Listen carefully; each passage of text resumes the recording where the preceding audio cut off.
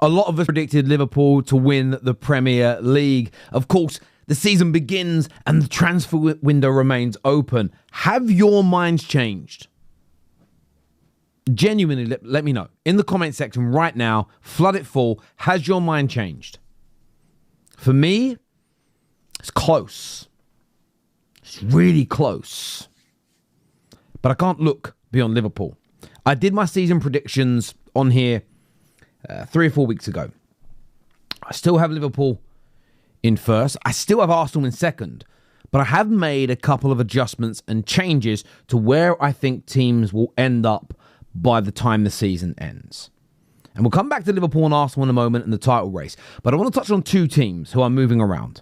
Everybody else is pretty much staying where they were, barring Tottenham and Manchester City. So I had City coming in third in the league table, with Chelsea coming fourth. Now, Chelsea I'm going to be now bumping up to third. Fourth, I'm going to be putting Newcastle. And fifth place, I'm going to put Manchester City. I believe they are going to have a poor season by their exceedingly high standards. The first 3 games has been an eye-opener.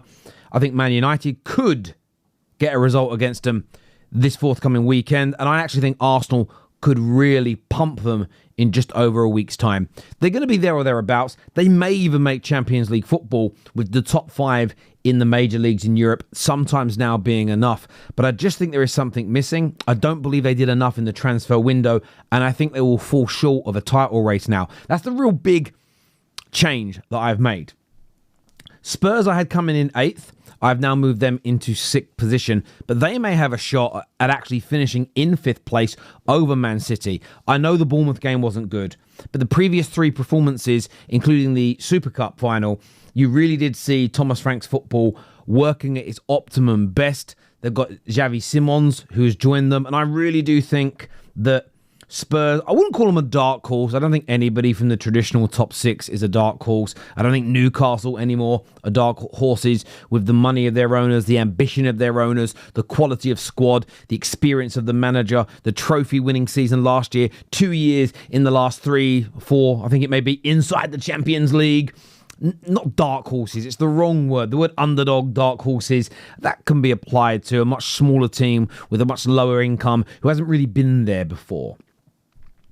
But I think Spurs will find themselves between 5th and 6th. I'm going with 6th, but between in that area.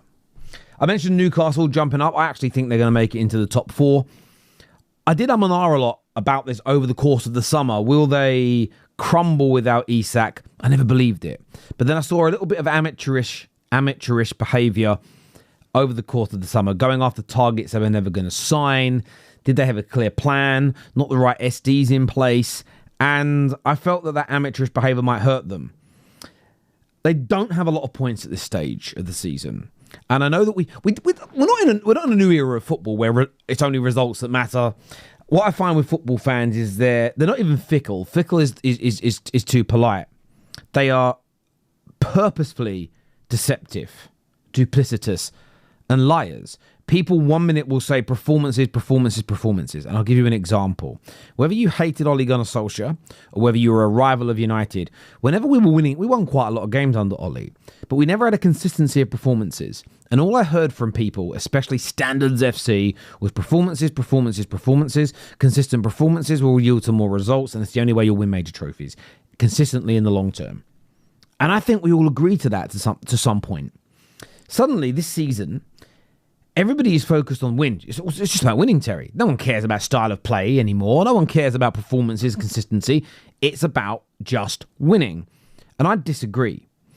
And I look at Newcastle, and I think their performances have actually been quite good. They just didn't have the whisters and strikers in place to maybe kill those games off. I know Wisser's now picked up an injury, but he'll be back. And of course, they've gone and signed Voldemada, who comes with a big bit of hype, and I think will be a hit. So I look at that, and I'm looking at the performances of Spurs, Newcastle, and that is why I'm having them in and around being the same as City, if not higher than them. Manchester United, look, I want Man United to win the league, but it isn't going to happen. But I have been impressed with their opening 3 Premier League performances. I've had moments with the Grimsby defeat where I've said I've lost faith, and I'm not undoing what I said. I meant everything in that moment. I was fuming. I was angry. But I do have that burning ember of hope, and without hope, there's no point watching football. I've seen quite a few City fans almost say I'm not even excited about the season now because I don't think we can win it. And I did then sit there and think to myself, what's happened to you, man? You man never had a chance of winning it most of your lives, and you still tuned in every year and cheered it on. Now suddenly, I'm not interested unless we can win it. And I don't really feel that way about Man United. I'm interested in our progress. I'm interested in how we develop. I still have us coming 7th in the table, though. I can't add any more to that right now. Maybe we'll have a review of this around December time and my mind will change. I'd love to say 5th. I'd love to say 4th. I'd love to say 3rd. I just can't do it. Doesn't mean I won't be supporting my team every step of the way. Doesn't mean I won't be cheering for them to win, buzzing when we win games. But I won't be getting carried away with a few victories. I won't be losing my mind necessarily after every single defeat. But I still don't have United above 7th. Then we come into the exciting stuff. Who is winning the league? Now, look, as a Man United fan, Liverpool are my biggest rivals, my most deadliest rival, my most bitter rival. I do not want them. You, if you're a Liverpool fan, I don't want you winning it. I mean it, I don't. I don't really want Arsenal winning it. I don't want Chelsea winning it. But my club, Man United, cannot directly stop you. We might take some points off you in a game and have an impact. But we can't stop you winning it. We are not good enough, consistent enough, or ready to do it. So I'd love Chelsea to do it.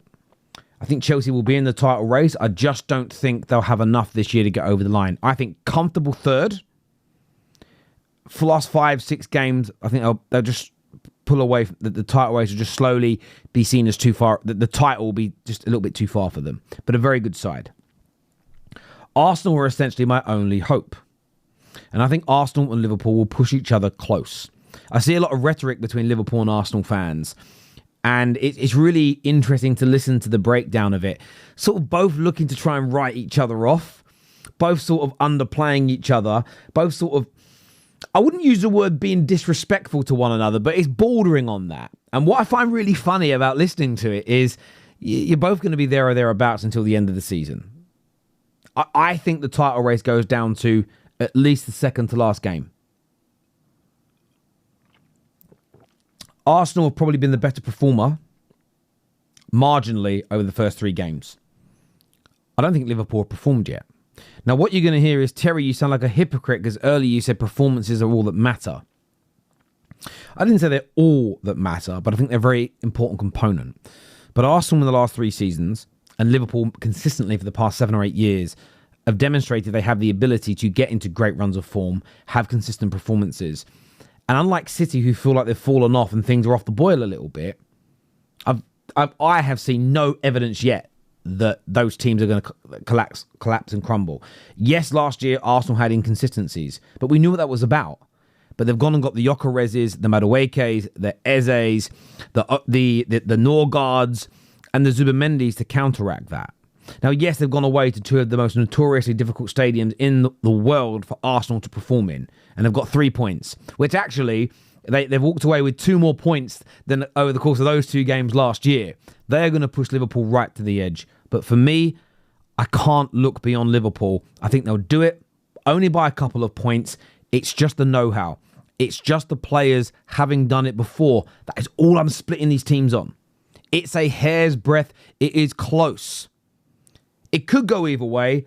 I'm just siding ever so slightly with Liverpool here. But I'd love to get your views. I'd love to get your opinions on this. Do me a big favor and hit that like button. Get yourself subscribing to the channel. And we'll see you all again very, very soon. Peace.